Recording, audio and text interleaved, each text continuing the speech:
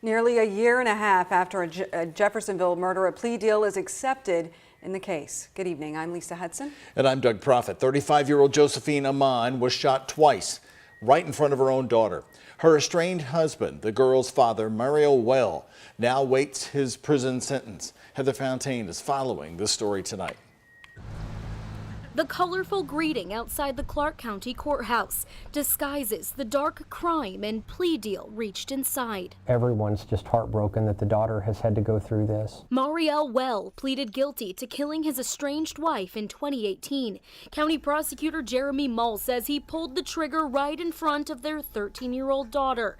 Josephine Amon was just 35 years old. Tell them I love them so much. What I did is my mistake. This was the message to his children after his first court appearance last year. Emotional, in tears, but this time a different demeanor. He was quiet and matter of fact when he entered the plea. Well turned himself in after the shooting. Mull says the two had been separated for several months. I think this was, the motive in this case was jealousy. I think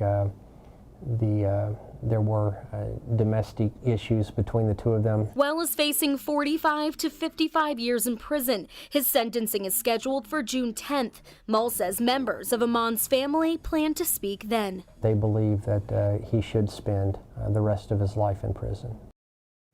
And Marial Wel says that this is a win-win. He says a guilty plea not only puts Well away for decades, but it keeps everyone from having to go to trial. That means the 13-year-old who saw her mother shot and killed won't have to testify and relive that tragic moment in a courtroom. I'm Heather Fontaine, 11 at 11.